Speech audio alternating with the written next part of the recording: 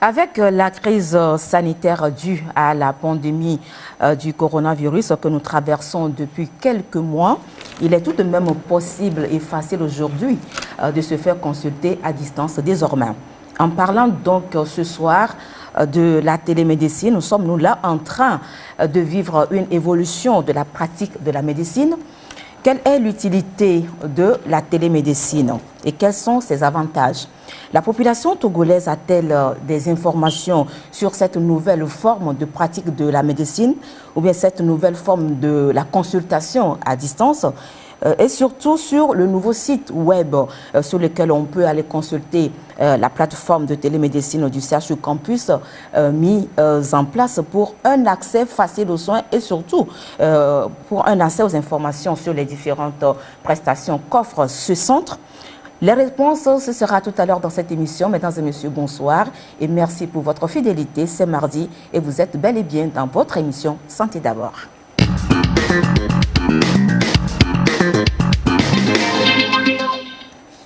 Voilà, pour vous aider à mieux comprendre le concept de la télémédecine, il n'y a pas mieux qu'un spécialiste du domaine pour nous en parler.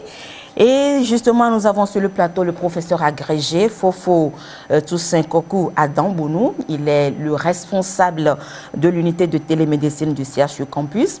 Il est médecin radiologue, nucléaire et biophysicien, spécialiste en télémédecine. Professeur Adambounou, bonsoir, comment allez-vous?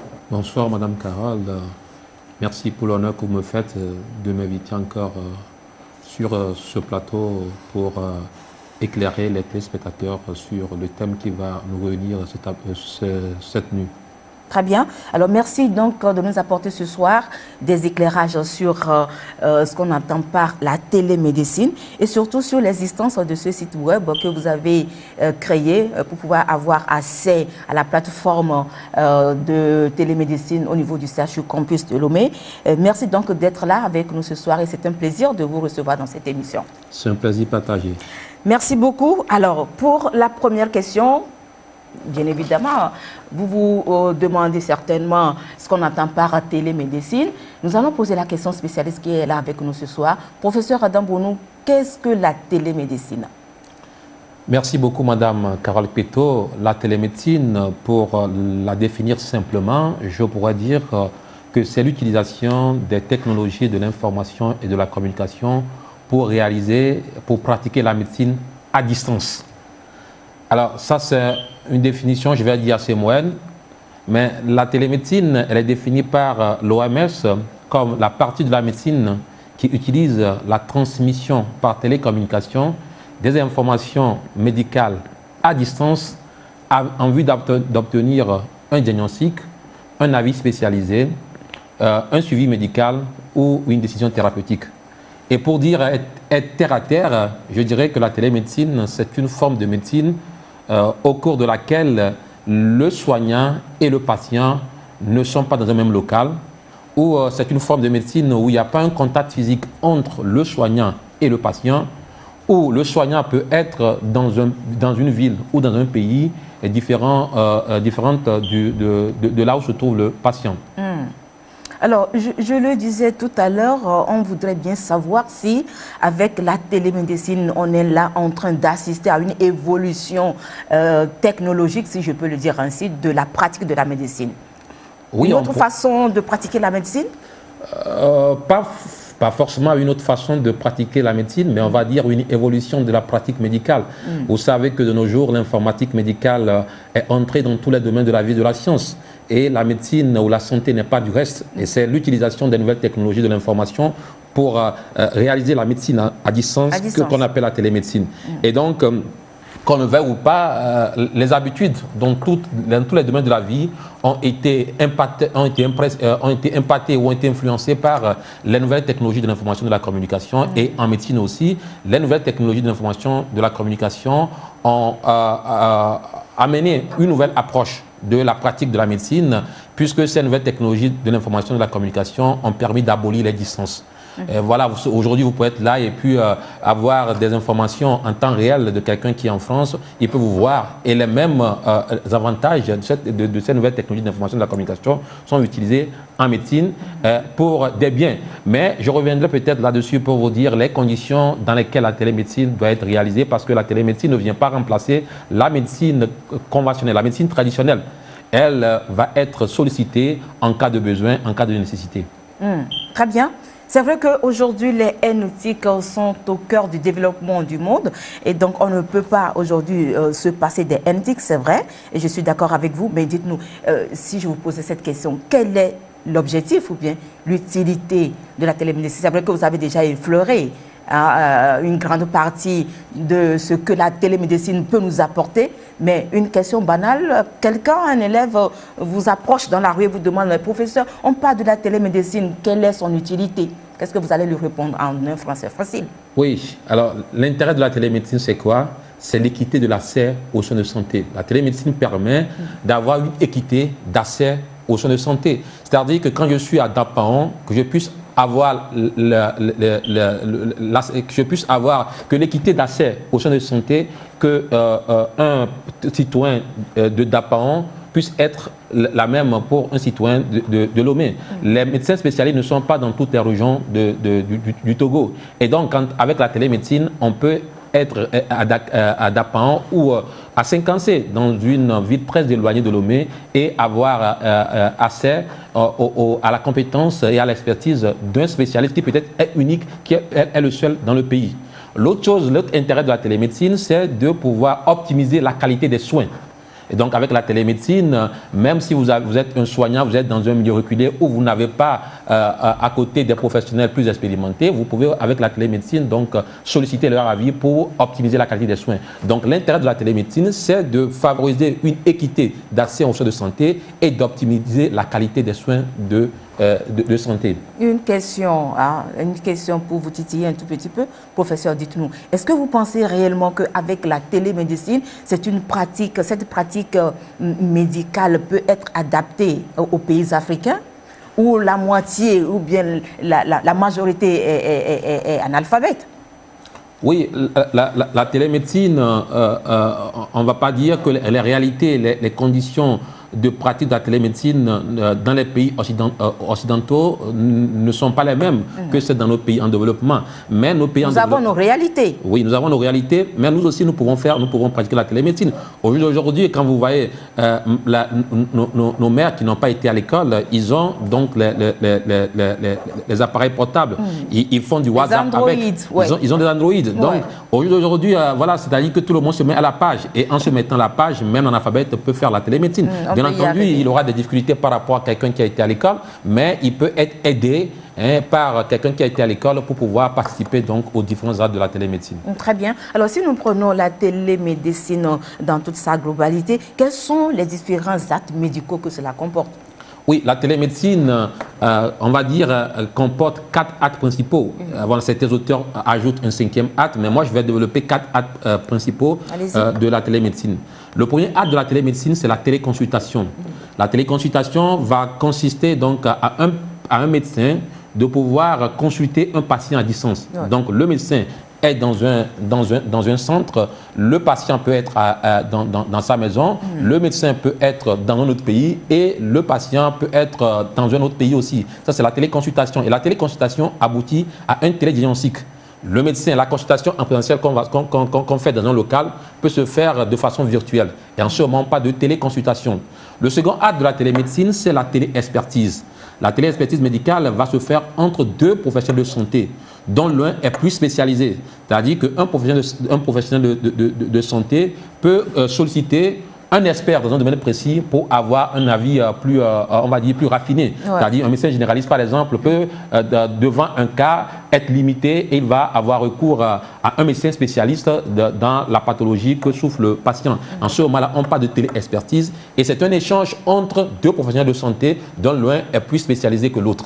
Le troisième acte de la télémédecine, c'est la téléassistance médicale.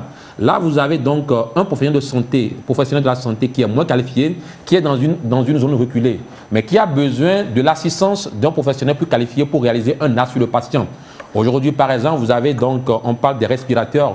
On peut être à l'intérieur du pays et ne pas bien savoir l'utiliser. Et donc, les professionnels, ceux qui ont été formés, qui sont peut-être à l'hôpital chinois, à l'hôpital de Kégué, peuvent rester à Kégué et donc les amener à utiliser l'appareil sur les patients. En ce moment, pas de la téléassistance médicale.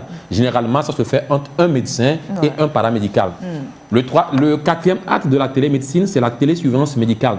Là, ça va consister donc à surveiller un patient à distance. Oui. Vous avez un patient qui est dans sa maison, qui a été déjà fait consulter et qui est à la maison, qui a peut-être un infirmier à côté. Il prend les données, les informations, les constantes, les éléments et le médecin qui est à distance le surveille. Donc, ça peut se faire également entre deux structures où le patient est dans une autre structure de santé, le professionnel de santé est aussi dans une structure de santé. Pour des raisons de pénurie, par exemple, il peut regarder le patient dans sa chambre d'hospitalisation, suivre ses constantes, lui donner des consignes. Et en ce moment-là, on parle donc de télésurveillance médicale. Donc, voilà les 4 principaux actes de la télémédecine, que sont la téléconsultation, la téléexpertise médicale, la téléassistance médicale et la télésurveillance médicale.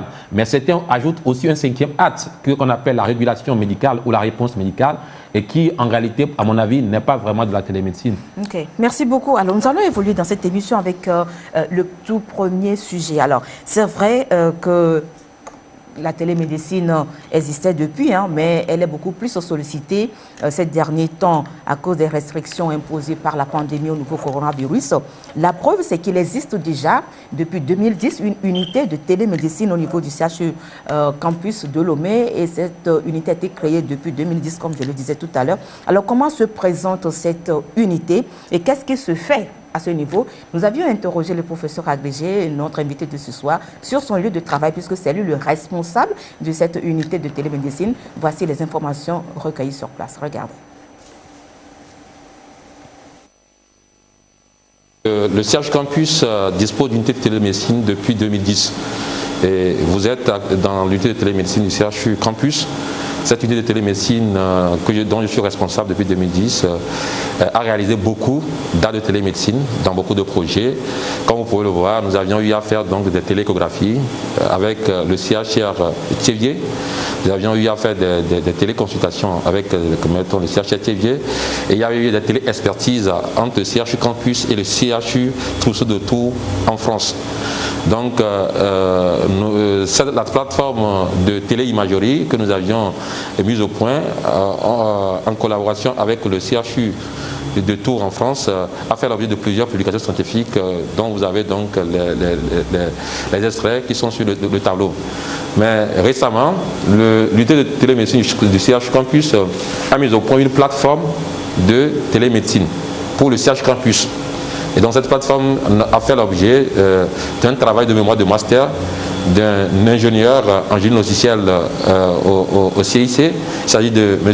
Kossigan, que vous voyez, donc, qui a travaillé donc, dans le cadre de son mémoire de master sur cette plateforme.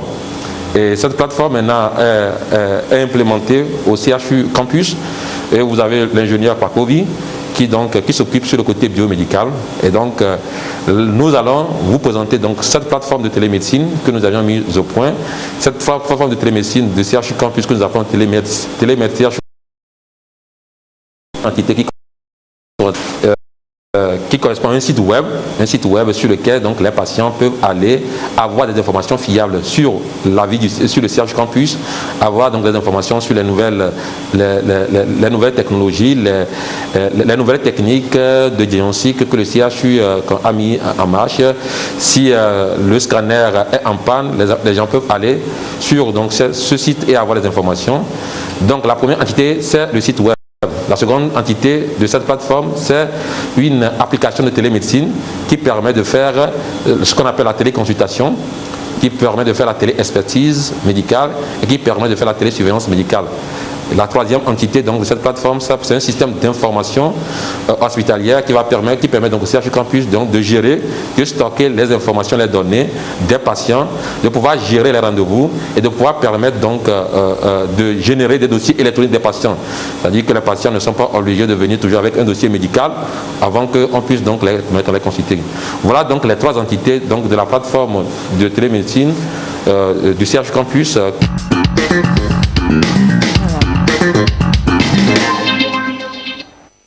Ok, voilà présenté brièvement l'unité de télémédecine et la plateforme aujourd'hui opérationnelle sur un site web dont nous aurons l'occasion de vous donner l'adresse électronique. Alors, professeur, c'est vrai que c'est depuis 2010 que l'unité de télémédecine au niveau du CHU Campus a été créée, mais dites-nous, depuis 2010, nous sommes en 2020, 10 ans, est-ce que le fonctionnement de cette unité est opérationnel ? Est effectif, je veux dire. Faites-nous l'état des lieux de la télémédecine au Togo. Merci beaucoup, Madame Carole. Oui, il faut faire un peu l'état des lieux de la télémédecine au Togo. Il faut dire que les activités de la télémédecine au Togo, en fait, ont commencé, on va dire, proprement dit, en 2008. Mais avant 2008, on va dire qu'il y a toujours eu des pratiques de télémédecine, puisque des gens envoient des choses par les mails, on appelait des patients au téléphone, qui sont également une forme de télémédecine traditionnelle. Mais les activités proprement dites ont commencé en 2008, où moi j'ai fait mon master de biophysique sur la télégraphie. Mais en 2008, c'était essentiellement des activités de recherche. Ça n'a pas été vraiment des activités sur voilà, des activités de soins en tant que telles, puisque c'est des données que j'avais recueillies, des expérimentations que j'ai faites pour pouvoir soutenir mon mémoire de master de biophysique que j'ai commencé à l'université de Tours en France. Et donc en 2010, l'unité de télémédecine du CH Campus a été créée. Il a été créé à la suite d'un projet indien qu'on appelle le projet Pan-African e-Network, qui est un projet, on va dire, de l'Union africaine, qui consistait donc à permettre aux médecins indiens de pouvoir faire une télé-expertise avec les médecins africains dans tous les pays. Et ce projet permettait également de faire une formation, une téléformation aussi bien du personnel de la santé que des étudiants. Donc le projet indien Pan-African e-Network a été donc le moteur, a été donc le leitmotiv par lequel l'unité de télémédecine a été créée en 2010. Et donc quand il a été créé en 2010, nous avions eu à faire donc des téléformations. Il y a eu des télé-expertises avec des médecins du CH Campus, avec les médecins indiens. Mais il faut dire qu'il y avait donc une notion de barrière qui est la langue. Les cours qui étaient diffusés par les médecins, les professeurs indiens étaient faits en anglais. Et comme l'anglais n'est pas notre première langue, les personnes de santé ne trouvaient pas trop d'intérêt pour ces cours. Et donc, ces cours n'ont pas vraiment réussi, on va dire. Par ce qui concerne la télé-expertise avec les Indiens, ça n'a pas été aussi, on va dire, très poursuivi, très continu, parce qu'il y a aussi toujours ce problème de langue. Et bon, les médecins du CH Campus estimaient qu'ils n'avaient pas trop besoin d'avis, de demander des avis médicaux à leurs collègues indiens, et ils préféraient plutôt une télémédecine qui devait se faire avec l'unité entre le CH Campus et les structures de santé périphériques des autres régions. Donc, une fois que l'unité de télémédecine a été créée par ce projet, il y a eu d'autres actions qui ont été faites. Moi, dans le cadre de ma thèse de doctorat en sciences en biophysique, donc j'ai mis au point une plateforme de télémédecine BAPLI. Cette plateforme de télémédecine BAPLI permettait de faire la télééchographie. Et nous avions donc au sein de cette unité réalisé des aides de télééchographie, comme vous l'avez montré, entre le CH Campus et le CHRTV. Nous l'avions dans ce projet de télégraphie, le centre expert était le CH Campus et le CHU Touchot de Tours en France.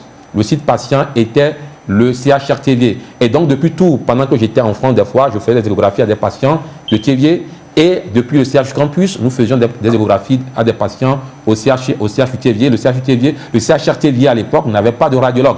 Et donc, pour faire même les échographies abdominales, les patients devaient quitter TV pour venir au CH Campus. Et donc, par rapport avec cette plateforme, nous avions pu donc réaliser certains actes et qui avaient empêché les patients de se déplacer, payer le déplacement, venir prendre un rendez-vous pour une échographie abdominale. Cette plateforme de télégraphie que j'ai conçue dans le cadre de ma thèse de biophysique permettait également de faire de la téléradiologie complète. Nous avions eu à interpréter les scanners, les examens de radiologie standard aussi. Cette plateforme faisait également la téléconsultation médicale puisque nous avions eu à consulter certains patients du CHRTV avec la plateforme. Elle a été initiée pour faire de la télédermatologie où nous avions eu donc avec les caméras assises que nous avions utilisées initier quelques séances de télédermatologie. Nous avions également eu à expérimenter une téléendoscopie digestive puisque le dispositif d'infrastructure qui a été utilisé permettait de pouvoir donc faire une endoscopie digestive à distance. Et elle a été également utilisée pour faire de la téléformation parce que nous avions eu à former les paramédicaux qui étaient au CHR Thiévier pour qu'ils puissent faire ce qu'on appelle des fois certains actes d'échographie de débrouillage. Donc, la plateforme BAPRI de télémédecine BAPRI que nous avions mise au point dans le cadre de notre thèse de biophysique a été utilisée dans l'unité de télémédecine. Et cette plateforme a fait l'objet de plusieurs publications scientifiques. D'ailleurs, elle nous a permis d'être lauréat du prix jeune chercheur de la Société française de radiologie lors des Journées françaises de radiologie à Paris, en France, en 2010. Nous devenons le premier Africain à être honoré par ce prix qui récompense la qualité des travaux de recherche réalisés par un jeune radiologue dans le cadre de sa thèse de sciences. Et vous pouvez donc, nous avions eu également à faire un atelier de démonstration de cette plateforme aux radiologues africains qui étaient réunis à Lomé en mai 2011 lors du congrès de la Société africaine de radiologie, et depuis l'hôtel Eda Oba où se tenaient donc les congrès, les radiologues africains ont également eu à réaliser des échographies sur des patients qui étaient à Thiévier, et les vidéos sont là, on pourrait les consulter. Donc ça c'est en 2010. En 2010, je parlais donc du projet indien et puis donc de la plateforme BAPRI que nous avions mis en place. En 2011, comme il y a l'ARTP en collaboration avec l'Institut national d'hygiène et une équipe médicale dirigée par le professeur Dosset a également réalisé donc des sessions de téléinformation avec la population de Covier. En 2013, il y a eu donc des activités de téléradiologie entre l'hôpital de Blita et le CHU Campus. J'étais le médecin expert et donc les radios qui étaient faites à Blita étaient directement interprétées par moi, le radiologue qui était au CHU Campus. Donc c'est un projet qui a été financé par l'Alonato. En 2013, à la fin de 2013, il y a eu le projet RAFT. Le projet RAFT, le réseau africain, le réseau Afrique francophone de la télémédecine, qui a réalisé des séances de télééducation. Donc, les professeurs de médecine des autres pays africains faisaient des cours qui devaient être suivis par les professionnels de santé du Togo. Et ce projet a été également abrité par l'unité de télémédecine du CHU Campus. Et depuis 2017, maintenant, vous avez le projet de télédermatologie de la Société togolaise de dermatologie, dont je suis le consultant technique, où on fait une télé-expertise médicale. Donc, un professionnel de santé des régions reculées prennent des photos sur de la peau des patients et ils envoient donc aux dermatologues spécialisés qui leur donnent donc un avis médical. Donc voilà à peu près l'état des lieux de la télémédecine au Togo. Et actuellement, vous avez donc une série d'applications de télésanté, voilà, qui sont là et sur lesquelles peut-être on va revenir. Et tout récemment, le dernier produit de notre unité de télémédecine, c'est ce que vous avez présenté. C'est donc la plateforme Télémédecine Campus qui a 3 entités. Il disposait d'un site web. Nous allons revenir là-dessus, mais dites-nous, professeur, par rapport à tout votre développement, par rapport au développement que vous venez de faire, alors moi, j'ai comme l'impression que la télémédecine est beaucoup plus bénéfique au corps médical qu'à la population. Si nous prenons les actes médicaux dont vous venez de nous parler, prenons la téléconsultation. Alors, est-ce qu'à cette époque-là, il y avait cet engouement? Est-ce que les gens consultaient déjà à cette époque-là à distance? Oui, la téléconsultation, ce n'est pas le bénéfice, n'est pas pour c'est beaucoup plus pour le patient, parce qu'on fait la télémédecine pour le profit, pour le bénéfice du patient. Si ça ne va pas bénéficier au patient, ça ne sert à rien. C'est pas pour le bénéfice du médecin. Et donc, comme le problème de des activités de téléconsultation que nous avions fait, en fait, de la télémédecine générale que nous avions fait, il y avait un problème d'accessibilité de la connexion Internet, de la bande passante. Donc, ce qui fait que ces activités n'ont pas duré dans le temps. Nous avions été aidés par la société Café Informatique pour une première phase en 2010. En 2011, Togo Télécom nous a mis... Il y a une question qui est réservée pour parler des conditions. C'est-à-dire que je voudrais vous demander si toutes les conditions sont réunies pour que la télémédecine évolue tel que vous voulez le souhaiter. Alors... en attendant, revenons un peu sur l'acte de consultation à distance, l'acte médical qui consiste à consulter à distance. Est-ce qu'on peut prendre une tension artérielle à distance? Est-ce qu'on peut ausculter un cœur à distance? Et encore moins, est-ce qu'on peut examiner des oreilles à distance? professeur? Oui, Madame Carole, vous savez que les choses ont tellement évolué. Avant, quand vous allez prendre une température, qu'est-ce qu'on fait? On prend le thermomètre, on le met sous les aisselles. Aujourd'hui, est-ce que ce sont les médecins qui vous prennent, les professionnels de santé qui vous prennent la température? Non. Aujourd'hui, vous allez, c'est des agents de sécurité. Et ils vous prennent cette température-là à distance, sans contact. Donc ça veut dire qu'aujourd'hui, pour faire de la télémédecine, il y a les outils de communication, mais il y a aussi des équipements. Quand on a un équipement dédié, on peut rester à distance, prendre sa température, sa tension, prendre son pouls et envoyer à distance. Donc vous voyez par exemple quand vous allez dans les pays développés, il y a ce qu'on appelle des cabines de télémédecine où le patient rentre, il dépose sa main sur les choses, toutes les constantes sont prises et renvoyées directement au médecin expert. Donc aujourd'hui avec des équipements sophistiqués, on peut prendre votre tension sans vous mettre un brassard. Vous mettez votre main sous quelque chose, sur un équipement où on vous met juste une puce, la tension est chiffrée. Et comme je vous dis aujourd'hui, vous voyez, le coronavirus, ce n'est plus le médecin qui prend la température. Et on vous prend la température sans vous mettre le thermomètre. C'est à distance. Donc vous voyez que quand on a vraiment une infrastructure bien équipée, on peut faire la télémédecine à distance en réalisant un certain nombre, ce qu'on appelle de dates qui rentrent dans les examens physiques du patient. Certes, il faut on va être réaliste. Quand vous faites de la télémédecine, vous ne pouvez pas réaliser les examens physiques textuellement comme en présentiel. Mais on peut faire beaucoup de choses qui, comme étant les équipements. Ça veut dire que la télémédecine a des limites. Mais en attendant de parler de ces limites-là, ça veut dire que la télémédecine comporte beaucoup d'avantages. Bien entendu. L'avantage, je le disais, le premier avantage, comme je disais, c'est l'équité à l'accès des soins. C'est-à-dire que c'est pas parce que je suis à 5 ans que je n'ai pas le droit à une santé, je n'ai pas le droit d'avoir accès au seul expert qui se trouve à Lomé. Avec la télémédecine, donc l'expert qui est à Lomé peut consulter le patient qui est addité et à distance, ce qui permet d'avoir une équité d'accès à la soins une équité d'accès aux soins de santé. Le second avantage, c'est quoi? C'est l'optimisation de la qualité des soins. Je suis seul dans mon coin.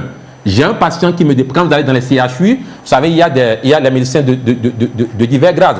Vous avez les médecins, les jeunes médecins, vous avez des professeurs, vous avez des experts pointus dans des domaines. Et quand vous allez dans un CHU, par exemple, si un médecin généraliste vous voit, quand il a un problème, il peut consulter, il peut demander l'avis de son collègue qui est plus spécialisé ou bien de son collègue qui est plus qualifié. Alors que si je suis dans un CHR, je ne sais pas, dans une ville, donnez-moi de Mango, je suis seul, le patient me pose une difficulté diagnostique, je suis limité. Mais alors qu'avec la télémédecine, je peux optimiser la qualité du soin que je vais apporter à ce patient en demandant l'avis de l'expert qui se trouve à distance de moi. Donc, le second avantage, c'est que la télémédecine permet d'optimiser la qualité des soins de santé administrés aux patients. Le troisième avantage, c'est que la télémédecine va permettre de faire de la téléformation. Quand vous êtes à Lomé, dans les CHU, vous avez donc des universitaires, des professeurs qui continuent toujours la formation du personnel de santé. Alors que quand on vous affecte dans un CMS à l'intérieur du pays, vous êtes isolé. Avec la télémédecine, donc les experts qui sont dans les milieux urbains peuvent toujours continuer la formation peuvent toujours continuer la formation donc des professionnels de santé qui sont éloignés. Donc la télémédecine va permettre également une téléformation. L'autre avantage, c'est que c'est l'économie de santé. Alors je vous disais que nous avions eu à faire des échographies à des patients qui devaient quitter Lomé, pour venir à Lomé juste pour une échographie abdominale. Ils vont venir, ils vont prendre le taxi. Et ils vont prendre une voiture. À l'époque, la route n'était pas bonne, avec toutes les difficultés. Et quand il vient, peut-être qu'il faut qu'il ait un rendez-vous. Il va rester chez qui? Toutes les dépenses. Donc, si on lui fait l'échographie à distance, il ne va plus payer les frais de déplacement. Il n'aura qu'à payer l'acte de l'examen. S'il doit venir rester à Lomé et dormir dans un hôtel, j'imagine, ou dormir chez quelqu'un, vous avez un coût. Voilà. Et puis ça permet de faire les choses rapidement. Déjà, vous voyez des fois avec la télémédecine, le patient qui est dans une ambulance peut commencer par être pris en charge depuis l'ambulance avant même qu'il ne vienne au CHU ou dans une structure de santé. Déjà avec les outils de communication, le médecin expert peut commencer par examiner, peut commencer par prendre certaines constantes du patient avant même l'admission. Et donc, vous voyez que ça permet de pouvoir gagner du temps. Et le dernier avantage de la télémédecine qui s'est révélé dans cette pandémie à la Covid-19, c'est que la télémédecine s'est révélée comme le meilleur moyen pour respecter les mesures barrières. J'espère que nous allons revenir là-dessus pour que je vous montre comment la télémédecine peut aider à respecter les mesures barrières, puisque, comme on dit, télé, c'est la distance. Et aujourd'hui, on veut que tout se fasse à distance et on parle de télétravail. Alors, l'un des avantages aussi, ça peut être le fait que les personnes à mobilité réduite aussi peuvent tirer beaucoup d'avantages par rapport à la télémédecine. Est-ce que j'ai menti? Effectivement, les personnes à mobilité réduite qui ont des difficultés pour se déplacer. Alors, donc, s'ils sont dans une structure, où il y a des infrastructures de télémédecine, on peut donc les consulter sans qu'ils ne se déplacent. Ouais. Voyez-vous, ils vont venir, avec toutes les difficultés pour se mettre en rang avec les personnes qui sont, on va dire, bien portantes, les personnes qui ne sont pas handicapées. Et donc, la télémédecine, beaucoup plus, comme vous l'avez dit, pour les personnes handicapées, est un plus. Et non seulement les personnes handicapées, les personnes âgées. Aujourd'hui, dans les maisons de retraite en France, la télémédecine est beaucoup plus utilisée pour ces maisons de retraite. Pour la petite histoire, quand moi j'ai fait ma thèse de doctorat de biophysique en France sur la télémédecine, on m'a proposé un poste de coordonnateur adjoint pour utiliser ma plateforme pour traiter les personnes âgées dans la maison de retraite. C'est parce que j'aime le Togo que je suis revenu.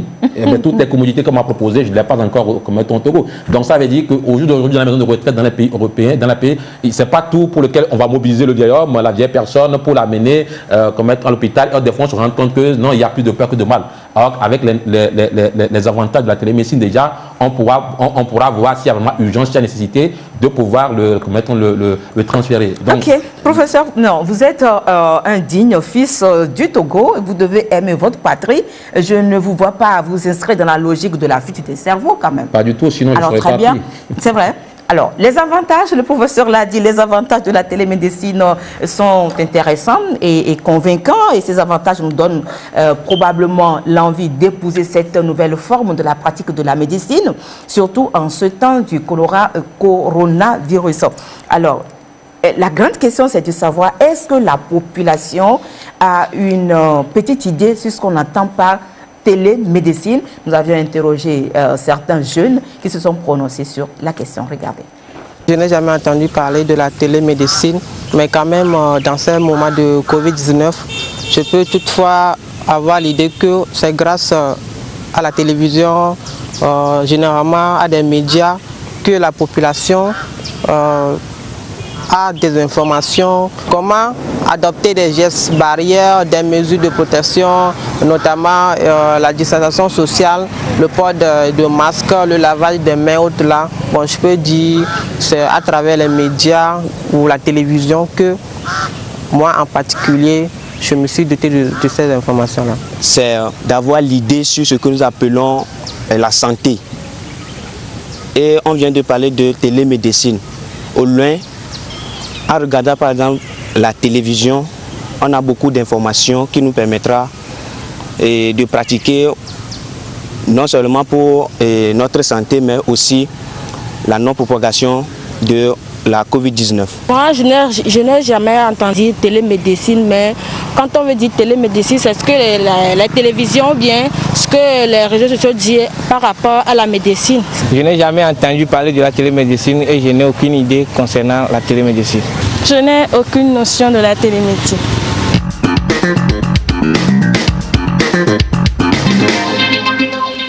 Professeur Adabounou, ce micro-trottoir doit vous faire certainement réagir.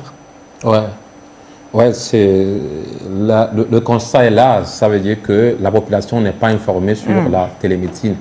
Et je crois que ça nous interpelle, nous tous, nous acteurs. Déficit de communication. Déficit de communication, oui, un peu oui, pourquoi pas, parce que peut-être qu'il faut faire davantage. Le problème, c'est vrai que comme mettons qui n'en entendent pas parler parce que la télémédecine n'est pas encore mature au Togo. Et puis les activités qui ont été faites ne sont pas suffisamment communiquées. Et donc il faut communiquer. Je crois que cette émission que nous faisons rentre donc dans ce cadre qui permet donc à la population de pouvoir avoir une idée sur la médecine. Et donc ça nous interpelle, aussi bien nous, médecins, que autorités sanitaires du pays, pour que voilà, on puisse faire des actions pour que cette pratique soit vulgarisée. Très bien. Alors, il est intéressant de dire que la télémédecine est une solution, solution représentant une véritable alternative dans cette pandémie du Covid-19. La preuve, le thème de ce soir, c'est la télémédecine à l'heure du coronavirus. Est-ce que les conditions sont réunies pour cette pratique au Togo? Vous avez déjà commencé par effleurer cette question, mais revenons là-dessus maintenant, professeur. Oui. Première condition sine qua non pour qu'on fasse une bonne télémédecine, c'est laquelle? Il faut avoir une connexion Internet. Est-ce qu'on l'a ici au Togo? La connexion Internet... Accessible et disponible tout le temps? Elle n'est pas toujours accessible, elle n'est pas toujours de bonne qualité, c'est-à-dire la bande passante n'est pas toujours suffisante. Et donc, il faut que les actions concrètes soient prises pour que les structures sanitaires du pays puissent disposer d'une connexion Internet à accessibilité régulière, avec une bande passante suffisante pour faire de la télémédecine. Parce que pour faire de la télémédecine, ce n'est pas avec la même bande passante, c'est-à-dire que le même débit qu'on utilise pour faire WhatsApp, qu'on va utiliser pour faire de la télémédecine. Donc il faut donc une connexion haut débit. Une connexion au haut débit qui est dédiée. Et aujourd'hui, on peut dire que oui, dans ces structures sanitaires, vous en avez, dans d'autres, vous ne l'avez pas. Surtout que la télémédecine va se faire normalement entre ce qu'on appelle un centre expert et un centre périphérique. Donc, même si dans certaines CHU, on a la connexion Internet qui va, revient, est-ce qu'à l'intérieur du pays, dans un CMS, est-ce qu'il y a cette connexion Internet? Donc, je crois que quand on va vouloir développer la télémédecine, il faut que, on puisse s'assurer que la connexion Internet va être stable et que le débit va permettre de pouvoir faire des interactions directes entre patients et soignants. Première des conditions. Première des conditions. Donc, mais la première des conditions, c'est la connexion Internet. La deuxième condition, il faut une infrastructure technique. Parce que si vous avez donc la connexion, il faut avoir des équipements. Il faut que ces équipements puissent être disponibles et être à la portée de nos pays en développement. Si nous prenons votre unité de télémédecine, celle que vous gérez actuellement au niveau du CHU Campus, est-ce que vous avez cet équipement disponible? Je vous ai dit que dans le cadre de ma thèse de doctorat de biophysique qui a porté sur la télémédecine, moi j'ai mis au point une plateforme de télémédecine qui a été considérée de bas prix. Ça veut dire que c'est une plateforme qui est accessible aux pays en développement comparativement. C'est d'ailleurs la raison pour laquelle j'ai été primé pour cette plateforme. Maintenant, à l'unité de télémédecine, le problème de connexion Internet même pose problème. Nous avions, même si nous avions les équipements au centre expert, il faut qu'au centre patient, c'est-à-dire au centre isolé aussi, qu'il y a les équipements. Donc aussi à l'unité de télémédecine, nous avions certains équipements, mais ce n'est pas encore suffisant. Ça reste insuffisant.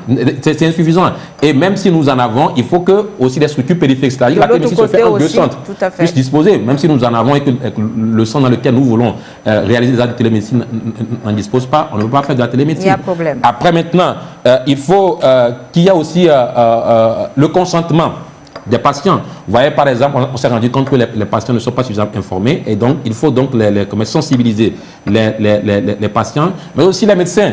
Les médecins aussi ne sont pas suffisamment informés sur la télémédecine. Vous savez, la télémédecine, c'est une nouvelle, on va dire, c'est une nouvelle pratique. Il y a toujours la peur de l'inconnu. Et donc, il faut sensibiliser. Il faut sensibiliser. Quand tu n'es pas sensibilisé, heureusement que actuellement, le ministère de la Santé a initié donc un projet d'étude de faisabilité sur la télémédecine qui est piloté par le PNUD, où j'ai été recruté comme consultant. Et donc, un certain nombre de vos inquiétudes vont être résolues par rapport à ce projet. Nous avions prévu faire donc des enquêtes auprès de la population, des enquêtes auprès des médecins, aller sur donc, les structures sanitaires qui ont déjà expérimenté des activités de télémédecine, voir les forces et les faiblesses et proposer quelque chose pour l'avenir. Maintenant, il faut que la télémédecine aussi soit valorisée. Vous savez, la plateforme de télémédecine que nous avions mis au CHU Campus, une des raisons pour laquelle ça tarde à commencer, on se demande comment vont-ils payer. Il faut que les gens soient valorisés. Et donc, il faut qu'une structure, une plateforme qui va faire de la télémédecine, de la téléconsultation aujourd'hui, respecte des conditions et toutes les conditions ne sont pas forcément respectées par les plateformes qui existent au Togo. Mais ce n'est pas une raison de se décourager. Je crois qu'il faut commencer et améliorer les choses et avec la volonté politique des uns des autres, la volonté des uns des autres, la télémédecine peut se faire au Togo comme ça se fait ailleurs. Très bien. Alors, les nombreux avantages de la télémédecine que vous venez de nous énumérer ne doivent tout de même pas masquer certaines limites qu'il est nécessaire de prendre en compte. Alors, dites-nous, quelles sont les limites de cette télémédecine? Ah oui, les limites de la télémédecine, je vais citer principalement deux. Le premier, c'est que la télémédecine, quand vous avez la télémédecine, il y a l'absence de contact physique. C'est-à-dire que le patient, il est à distance. Et donc, il y a cette chaleur humaine qui n'est pas là. Et puis, il peut avoir la peur. Et puis, quand on fait la consultation, c'est qu'il y a le langage non verbal. Le patient devant vous sentez ce que, mettons, à partir de son comportement et de ces gestes, vous pouvez poser certains diagnostics. Donc, la télémédecine ne permet pas ce contact physique. Vous êtes dans le virtuel.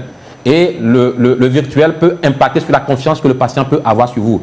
Et le patient peut se dire, peut ne pas être sûr que voilà, cette information n'est pas écoutée par une autre personne.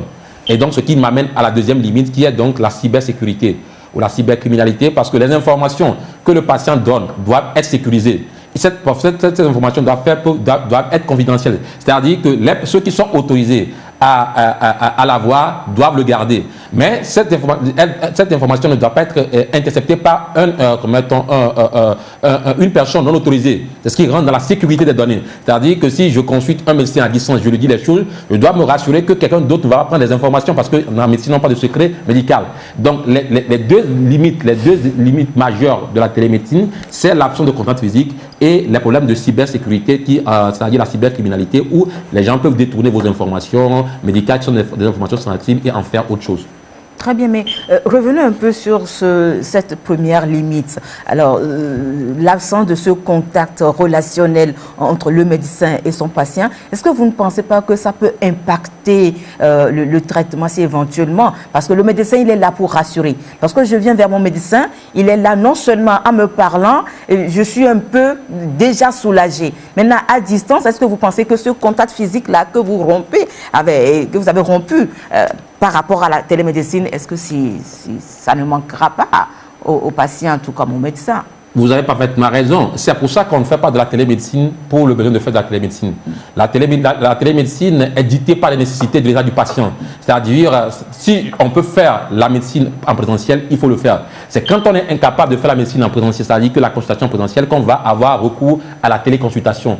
Donc, la télémédecine a des conditions. Si je peux aller voir le médecin à côté et me faire consulter en présentiel, il faut y aller. Ouais. Mais si la distance fait que je ne veux pas le contacter, ou bien l'urgence fait que le temps de venir, ça peut être trop tard, c'est en ce moment qu'on va avoir recours donc, à la télémédecine. Donc, je conçois que la télémédecine a des limites.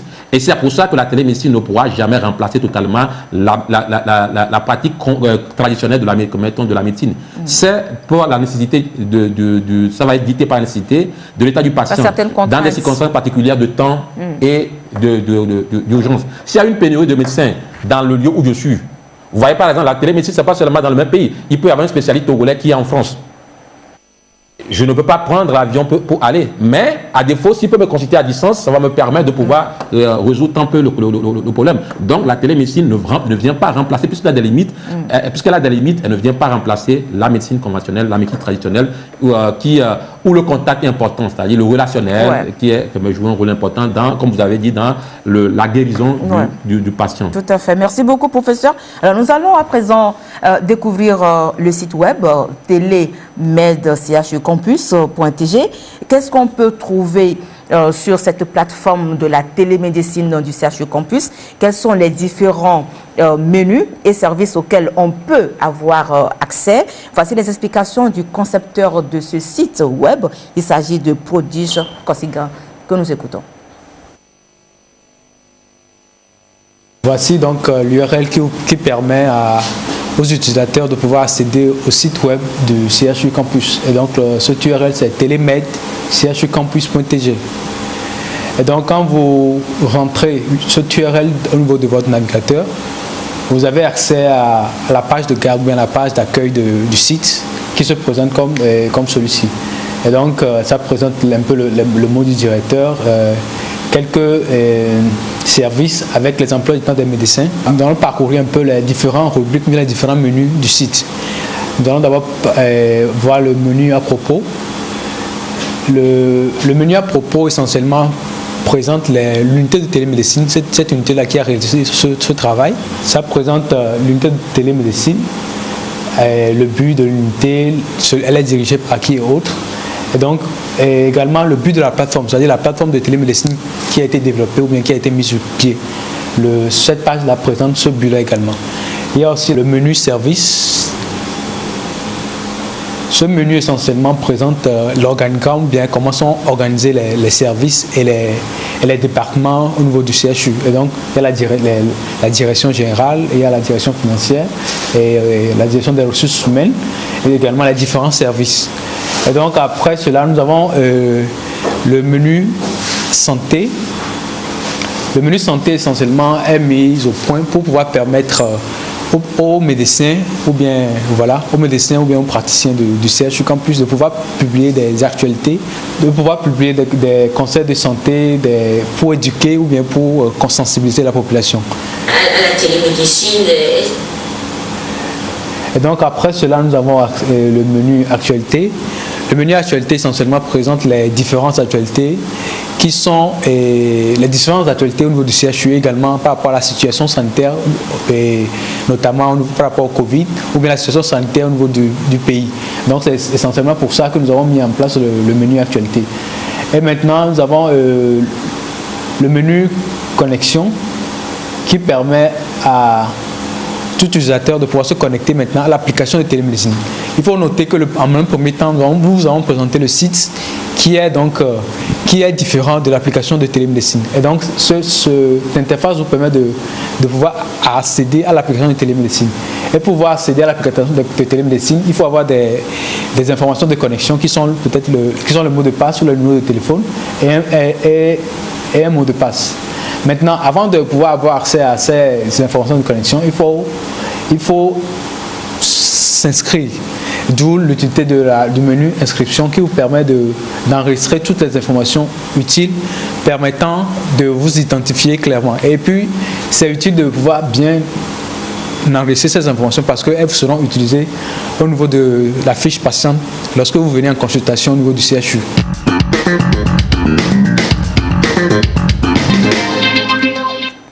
Voilà, professeur, d'autres informations complémentaires pour nos chers téléspectateurs?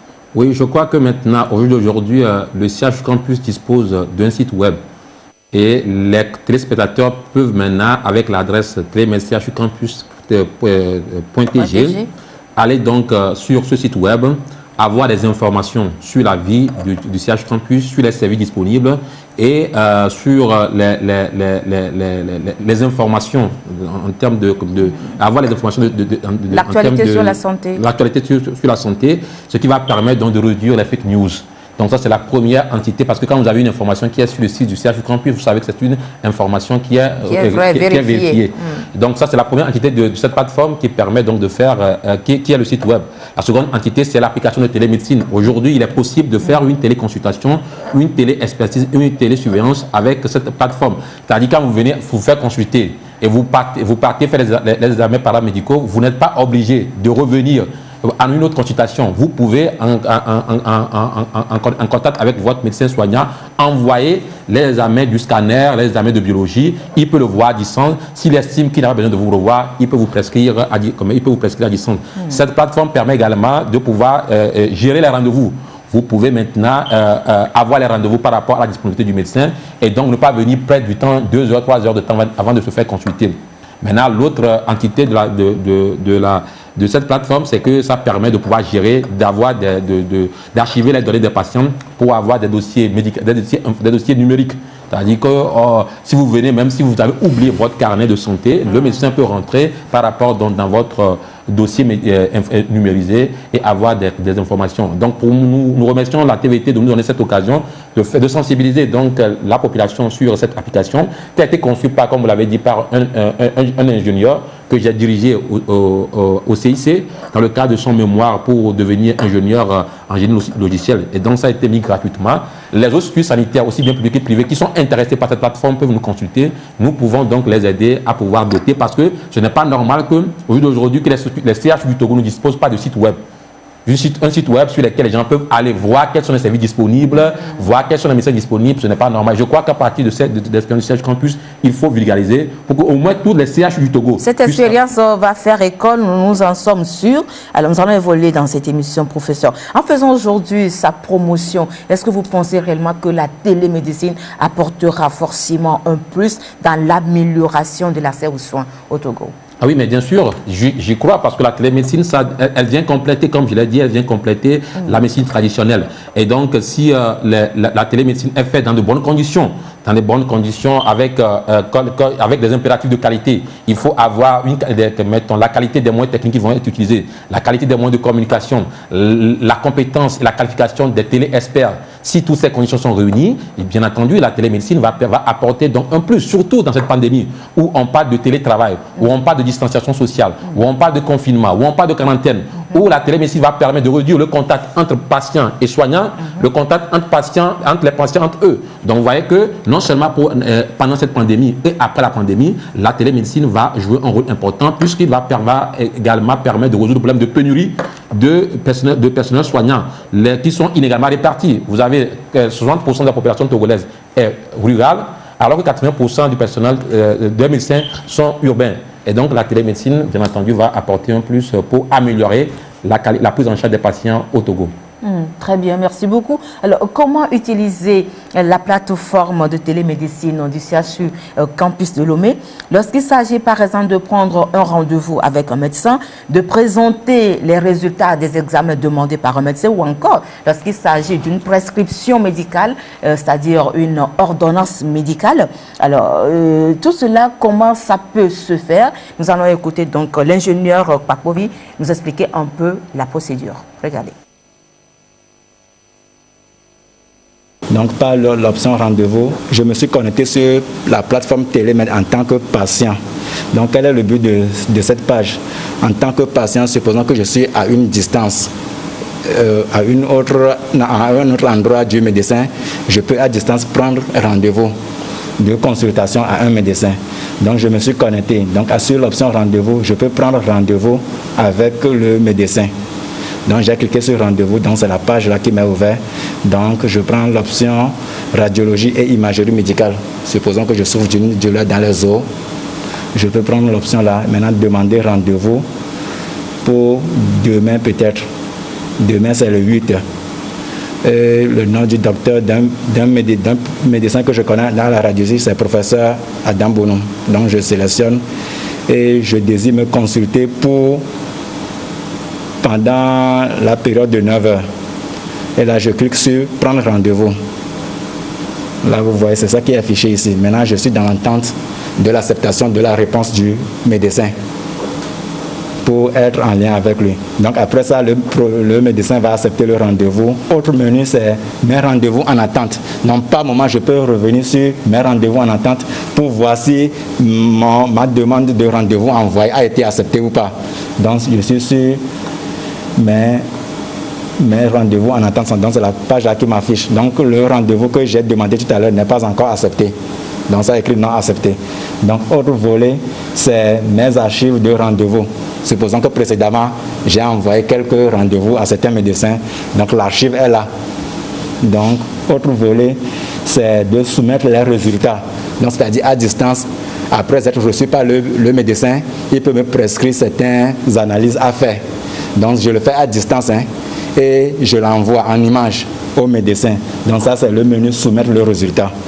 Donc si j'ai fait une radiologie ou bien analyse de laboratoire, je peux scanner et envoyer l'image par cette page. Maintenant après ça, il y a l'option, la page consultation. Donc ça montre en même temps l'archive des consultations antérieures. Et je peux visualiser une. Par exemple, consultation de 24 septembre 2019. Là, je peux voir ce qui a été fait en termes de consultation. Là, j'ai été reçu par le professeur pour souci de mon Dieu. Et donc, c'est à peu près l'historique de ce qui a été fait. Donc, on trouve ça, mes examens. Supposons que ces examens ont été demandés. C'est pareil comme soumettre les résultats. Donc, il y a aussi volet ordonnance. Donc, ça veut dire que toujours à distance, lorsque le médecin me reçoit, il peut me prescrire des médicaments. Donc, à distance, il peut me prescrire des médicaments que je dois consulter à partir de cette page. Il peut me dire d'aller prendre tel médicament. Donc, je n'ai pas besoin de me déplacer, quoi. Donc, sur mon ordinateur à distance, je peux voir la prescription qu'il a fait pour moi. Donc, autre volet, c'est l'option chat. Ça, c'est lorsque nous sommes en chat, c'est comme en vidéo en même temps, quoi. On se voit face à face et on parle. Donc à peu près c'est ce que comporte l'option patient de la plateforme Télémed.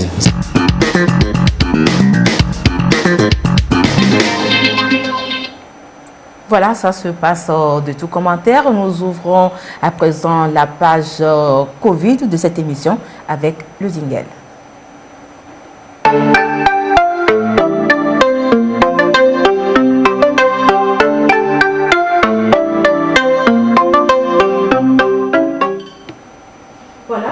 L'invité de notre rubrique, c'est le professeur Didier Ekovi. Il est le président du conseil scientifique. Il se prononce entre autres sur la réouverture de certains lieux de culte et églises et la rentrée scolaire en cette pandémie, en cette période de la pandémie. Nous écoutons donc tout de suite le professeur Didier Ekovi. Il est épidémiologiste.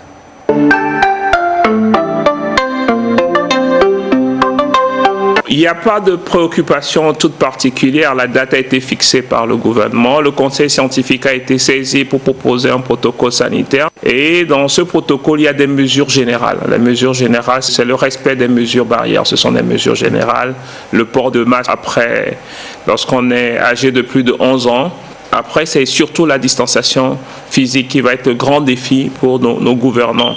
Et cela va nécessiter d'avoir de l'esprit de créativité, c'est-à-dire où est-ce qu'on met tous les élèves. C'est sûr que tout le monde ne pourra pas être dans les classes comme on souhaiterait.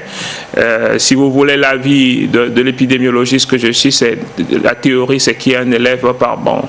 Il faudrait également avoir de l'eau pour se laver les mains parce que entre le lavage à l'eau et au savon et la solution hydroalcoolique, nous allons préférer plutôt le lavage à l'eau et au savon. Donc c'est autant de défis, mais il faut commencer. Je pense qu'il faut commencer parce que ce sont en commençant qu'il faut avoir ces ajustements et mettre en place des indicateurs qui nous permettront de suivre et de faire des recommandations et de faire des ajustements. On ne pourra pas être totalement prêt à 100%. Si vous prenez les pays voisins, ils ont déjà commencé la rentrée scolaire. C'est le cas de la Côte d'Ivoire, c'est le cas du Bénin, c'est le cas du Burkina Faso. Le Ghana est en train de finir son année scolaire, donc nous avons le devoir d'accompagner, quelles que soient les difficultés sanitaires, tout en prenant toutes les précautions nécessaires.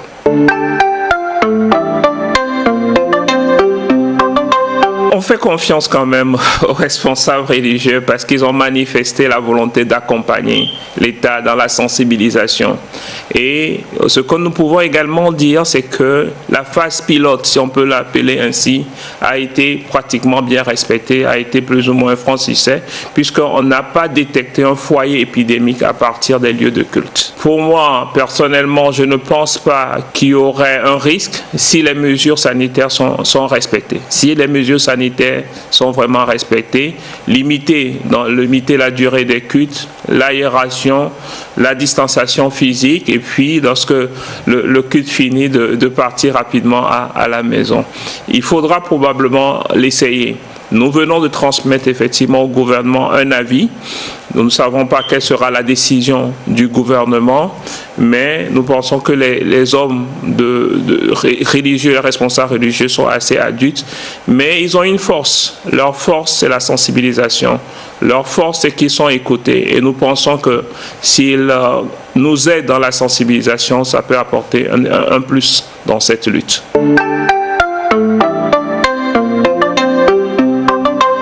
C'est la situation la plus difficile. Aucun épidémiologiste ou bien aucun décideur ne souhaiterait être dans cette position. Tout simplement, c'est parce qu'il y a une entrée massive au niveau des frontières. Cela veut dire si vous décidez demain d'ouvrir les frontières, cela veut dire que vous ne pouvez pas dépister. Nous n'aurons pas la capacité de pouvoir dépister les gens qui traverseront la frontière matin et soir. Et ça, c'est une équation extrêmement difficile. Cela veut dire également que la gestion de la crise doit passer au niveau de la CEDEAO. Ça ne sera plus une gestion nationale, mais ça va être une gestion sous-régionale. Et c'est une situation qui est extrêmement difficile, qui doit se prendre non seulement au niveau des ministres de la Santé de la sous-région ouest africaine, mais également des chefs d'État et de faire confiance aux différents partenaires sur les tests qui ont été faits en Côte d'Ivoire, sur les tests qui ont été faits à Lomé, sur les tests qui ont été faits au Bénin. Et ces décisions restent extrêmement difficiles et compliquées. J'aimerais pas être à leur place.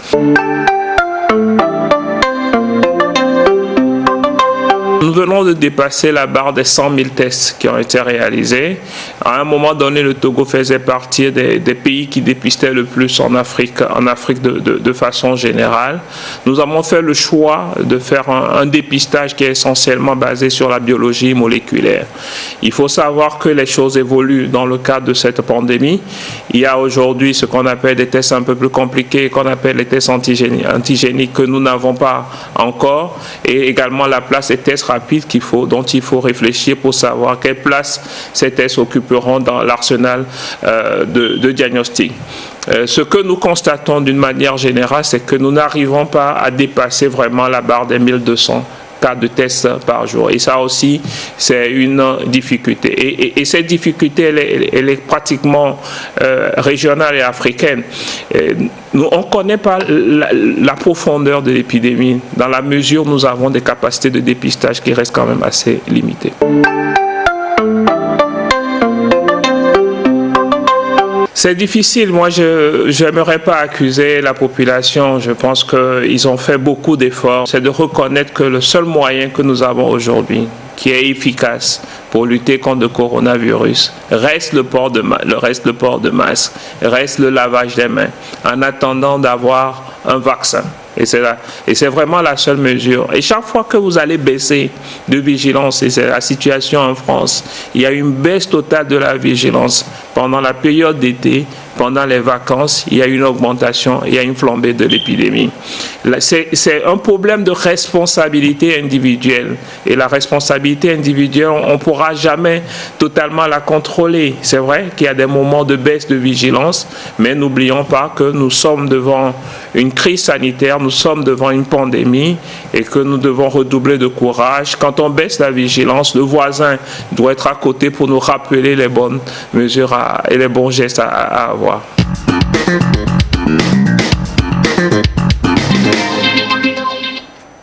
Voilà, merci beaucoup, professeur Didier Koivi, pour toutes ces réponses. Un second invité vient de nous rejoindre sur le plateau. Il s'agit de Noël Tadignon, notre confrère. Il est journaliste, donc il fait partie d'un groupe de journalistes qui a initié un concept dénommé Togo Check. Noël, bonsoir, comment allez-vous? Bonsoir Carole, je vais bien, ça va, merci. Alors, rappelez-nous un peu rapidement Togo Check, le concept Togo Check. Togo Check est une initiative qui vise à lutter contre les fausses informations. Vous n'êtes pas sans savoir que nous sommes envahis aujourd'hui par des fausses informations. On parle même d'infodémie et nous sommes engagés à aider la population à faire face à ce phénomène en essayant de débusquer les fausses informations et en leur apportant la bonne information. Très bien. Alors, donc, vous vous êtes engagé à livrer une guerre contre les fausses informations. Alors, dites-nous rapidement quels sont les derniers fake news qui ont été détectés ces derniers temps sur l'étoile? Alors, essentiellement deux. On a eu, par exemple, une fausse information qui a circulé sur le réseau WhatsApp en Milan, qui disait que les hôpitaux perçoivent de l'argent sur chaque cas de Covid signalé. Et du coup, nous avons travaillé là-dessus, nous avons interrogé plusieurs sources et au niveau national et aussi à l'extérieur. Et nous travaillons essentiellement avec des médecins togolais, et également avec la représentation nationale de l'OMS.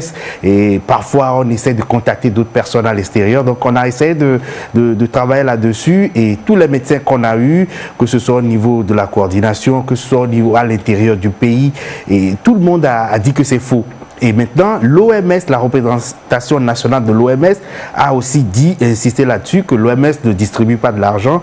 L'OMS apporte des appuis techniques aux différents États, mais l'OMS ne donne pas de l'argent aux hôpitaux qui détectent donc les fausses informations et donc qui détectent les cas de coronavirus. Et donc nous avons travaillé là-dessus et on a essayé de remonter, disons, la bonne information qu'on a essayé de distiller aussi par le même canal WhatsApp également. Et alors, cette information débusquée, on n'a pas seulement travaillé là-dessus en Milan. Certes, on a fait une production en Milan, mais on a également travaillé en cabiais.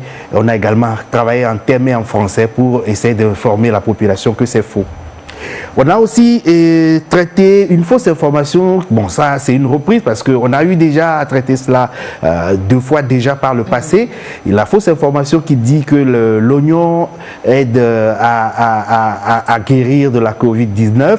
Et l'oignon, l'ail, c'est vrai que oui, ça intervient selon un certain nombre de spécialistes. Ça aide à booster le système immunitaire, mais l'oignon ne permet pas de guérir de la Covid-19. Et du coup, on a travaillé là-dessus, mais on a essayé de recueillir l'avis de quelques médecins, notamment des médecins au niveau national, et on a eu aussi un médecin burkinabé qui aussi intervient dans le cadre de nos actions, et donc c'est faux. C'est faux le message qu'on a essayé de véhiculer, c'est dire à la population que c'est faux, et scientifiquement c'est pas encore prouvé que l'oignon permet de guérir de la Covid-19, donc on doit faire extrêmement attention, ne pas tomber dans le panneau des fausses informations. Nous sommes envahis par ces fausses informations et donc il faut que nous soyons vigilants. Alors, quelles sont les difficultés que vous rencontrez dans l'exercice de ce travail noble? La difficulté, c'est d'arriver à tomber sur la fake news, parce que nous ne sommes pas dans tous les groupes WhatsApp. Mais les groupes WhatsApp, il en existe une kyrielle. Et du coup, c'est parfois compliqué. Aussi, il est difficile, parfois, il y a certaines fausses informations qui sont diffusées dans les langues nationales que l'équipe n'arrive pas encore totalement à maîtriser. Du coup, ça nous échappe un peu. Voilà un peu les difficultés. Et il y a eu un moment des difficultés liées à l'accès à certains médecins, mais aujourd'hui, c'est réglé. Le ministère de la Santé, de l'Hygiène publique nous aide beaucoup. Il nous aide à nous mettre en contact avec des médecins pour pouvoir rapidement réagir. Et donc, pour le moment, on peut dire que voilà un peu les difficultés qu'on a. Alors, au-delà des médecins, nous essayons de traquer aussi ces fausses informations. Nous essayons de lutter contre ces fausses informations en allant sur des sites web. Et le professeur a dit tout à l'heure que c'est bien que les structures de santé aient des sites web pour apporter la bonne information. Et c'est vrai, je suis d'accord avec lui, ça va aider véritablement à lutter contre les fausses informations. Et nous essayons d'aller sur les sites qui existent, des institutions, en priorité, les sites liés donc aux institutions sanitaires au niveau national, après l'OMS, et on essaie de voir un peu si il y a ces informations dont il est question dans la fake news peuvent être démontées à partir de ces sources-là. Donc on essaie d'avoir plusieurs sources pour essayer d'aider la population à avoir la bonne information. Et ce que je dirais à la population aujourd'hui, c'est que à partir du moment où nous sommes envahis par ce phénomène, il est important que chacun prenne conscience de l'existence de la fake news. Et donc, à partir du moment où on prend conscience, on sera obligé de prendre du recul. Et faisons extrêmement attention, doutons des informations que nos proches nous envoient. Et maintenant, le doute va nous pousser à vérifier. Et vérifier, c'est très simple. Vous pouvez contacter TogoCheck. Nous pouvons donc vous aider à faire les recherches et à vous dire si c'est vrai ou c'est faux. Très bien. Alors, une dernière question. Si nous prenons la pandémie depuis qu'elle a commencé, et si je vous demandais par exemple de savoir la fake news qui a le plus ébranlé les toiles, c'est laquelle? Où les gens vraiment se sont raflés du ça? Presque tout, hein, parce que ça fait peur. Du coup, on a eu pas mal de situations qui ont fait trembler. La fake news phare. La fake news phare. J'ai l'embarras de choix parce qu'on en a eu tellement, Et il y a eu par exemple cette fake news qui alertait par rapport à la campagne de vaccination que le ministère de la Santé devait lancer. Et le message a été, on l'a constaté que le message était en thème et en mina. Voilà. Et le message disait que les autorités ont accepté vacciner les enfants. Donc on exhortait les parents de ne pas envoyer les enfants à la vaccination. Et en complicité avec l'Occident, on a voulu le piéger. Donc, et là, nous, et ça nous a fait peur parce qu'il fallait rapidement réagir pour démonter cette fausse information et dire aux gens que c'est faux et de faire extrêmement attention. Et je crois que le message est passé, mais pas totalement. On doit continuer par informer les gens, par dire qu'il n'y a pas encore de vaccin contre la Covid-19. Et du coup, les campagnes de vaccination classiques qu'on a, c'est tout à fait normal. C'est pour le bien de nos enfants. Et donc, voilà, on doit pouvoir encourager donc, ces campagnes-là. Très bien. Alors, un dernier mot avant de vous laisser partir. Un dernier mot, c'est juste rappeler à nos concitoyens de faire extrêmement attention parce que nous sommes envahis par ce phénomène. Et si on ne prend garde, ça risque de détruire nos communautés, de détruire nos pays. Et donc, c'est à nous, c'est à chacun de pouvoir lutter contre ce phénomène en refusant de transmettre systématiquement toute information qui nous tombe dessus. Prenons du recul, essayons de regarder un peu ce que c'est, d'écouter et de voir. Si possible, je le dis encore, vous pouvez nous contacter à Togo Tchèque. Notre numéro, c'est le 93. Voilà, et 05 55, pardon, 53 0202. Voilà, 93 53 0202. Voilà, merci Carole. C'est bien, merci Noël d'être passé dans cette émission. Je crois que vous serez, vous reviendrez. Le prochain passage, ce sera pour quand? Pour bientôt. Pour bientôt. Alors, merci beaucoup. Ce sera avec plaisir. Alors, nous allons observer une petite pause avec le jingle de Santé d'abord.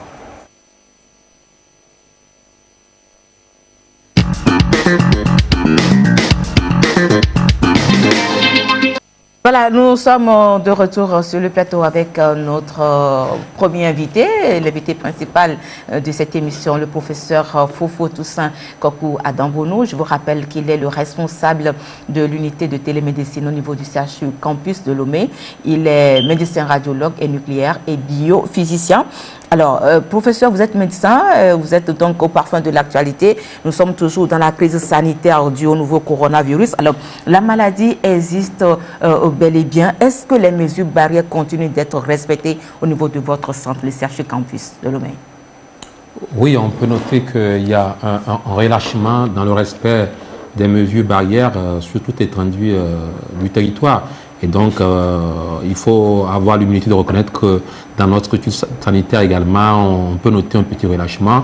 Mais je crois que le personnel soignant fait son effort pour respecter autant qu'il faut donc ces mesures. Et c'est l'occasion pour moi d'exhorter donc nos collègues à être vigilants, à ne pas baisser la garde pour qu'on puisse réduire les ravages de cette Covid-19.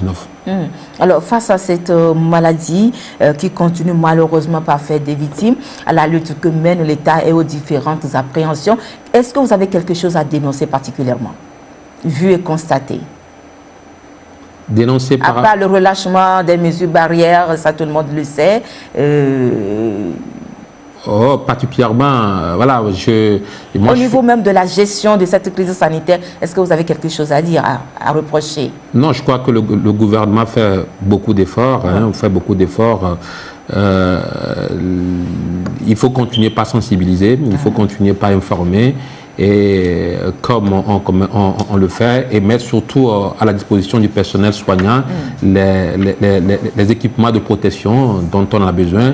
Et c'est une bonne nouvelle d'ouvrir les lieux de culte parce que les pasteurs, je veux dire les vrais, peuvent être utilisés au profit donc de la sensibilisation. Et donc, si la mesure d'ouverture totale est validée par le gouvernement, veiller à ce que dans les lieux de culte, les pasteurs puissent avoir tout ce qu'il faut pour faire la bonne sensibilisation, pour que déjà les églises puissent être également une source de sensibilisation, d'information sur la Covid-19.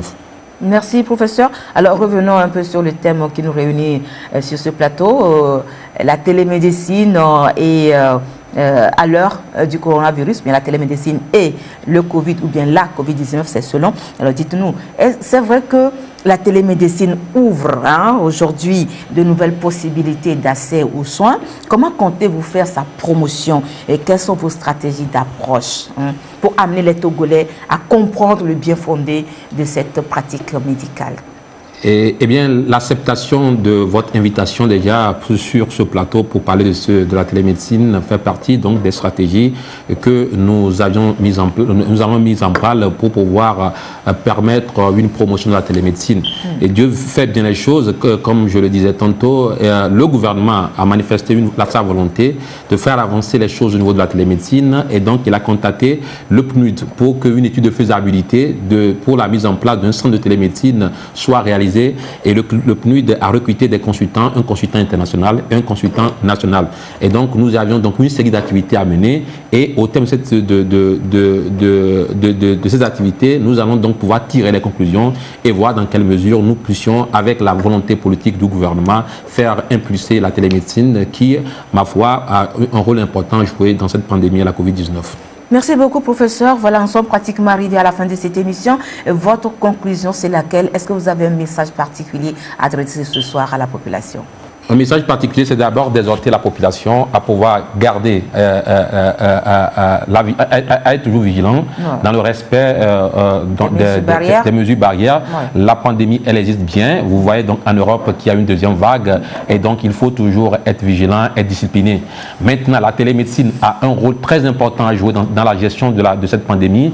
Il faut que les autorités sanitaires du Togo intègrent donc la télémédecine dans leur stratégie de riposte. C'est important, la télémédecine, elle va permettre de respecter les mesures barrières, le respect de la distanciation sociale. Hein, ça va éviter les contacts entre patients et entre patients et soignants.